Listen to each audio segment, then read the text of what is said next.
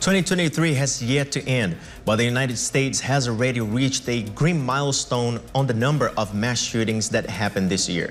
Vergil Parba files this report.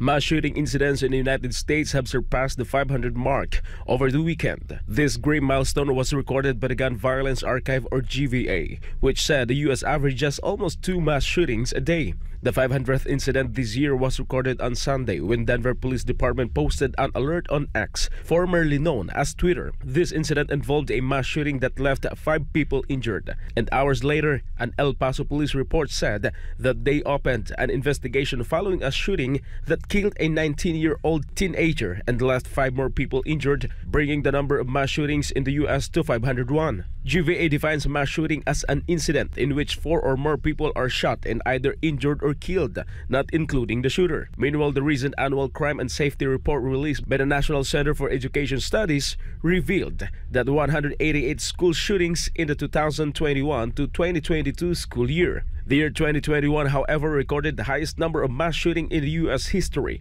with 689 reported incidents, while 2022 saw 647 cases of mass shootings. The United States, with less than 5% of the world's population, owns 46% of the world's civilian guns. The U.S. Constitution's Second Amendment guarantees the right to bear arms, and about a third of U.S. adults say they personally own a gun, according to the Pew Research Center. However, U.S. ranks first in the world in terms of both individual gun ownerships and cases of mass shootings incident. But the gun ownership issue remains divisive in the United States.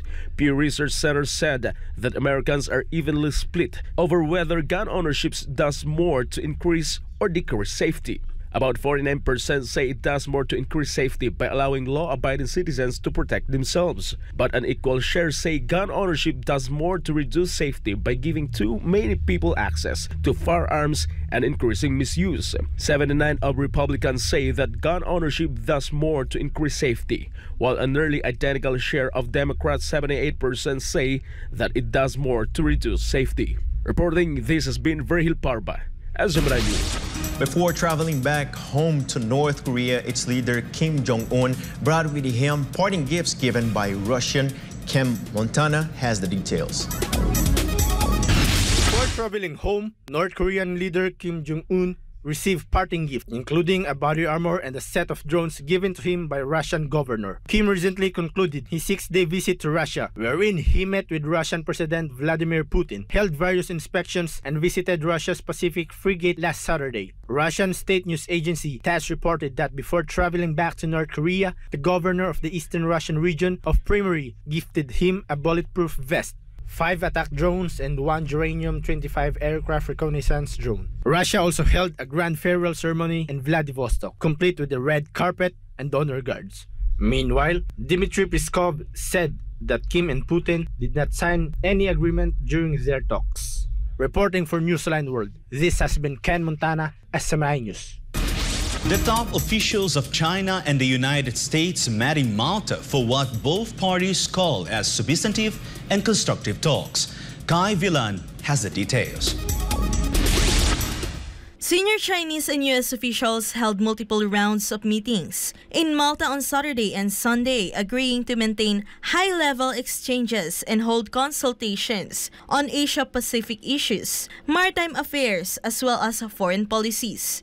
The meeting was held between Wang Yi, director of the Office of the Foreign Affairs Commission of the Communist Party of China's Central Committee, and U.S. National Security Advisor Jake Sullivan. Both sides said they conducted candid, substantive, and constructive strategic communication on stabilizing and improving China-U.S. relations. Wang, who is also a member of the Political Bureau of the CPC Central Committee, emphasized that the Taiwan question is the first red line that must not be crossed in the China-U.S. relationship, and the U.S. must abide by the 3 China-U.S. joint communiques and honor its commitment to not support Taiwan's succession.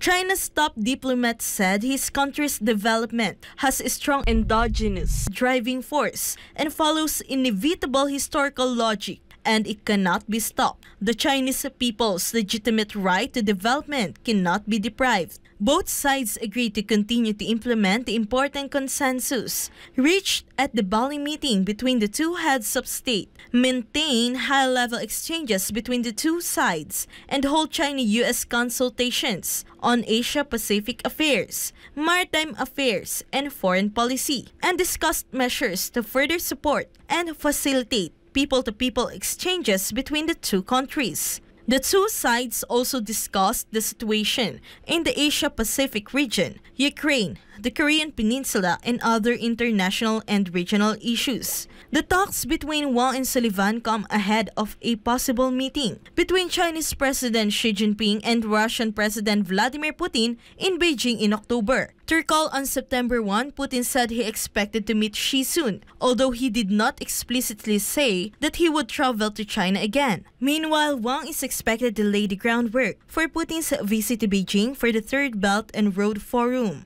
after an invitation by Xi during a high-profile visit to Moscow, Russia in March.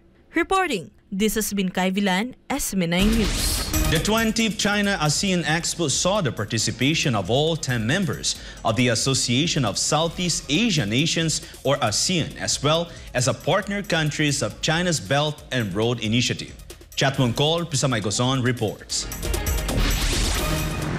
Nearly 2,000 enterprises, including 350 global Fortune 500 companies, attended the 20th China-ASEAN Expo in Nanning, a city in southern China near the Vietnam border, which kicked off this weekend.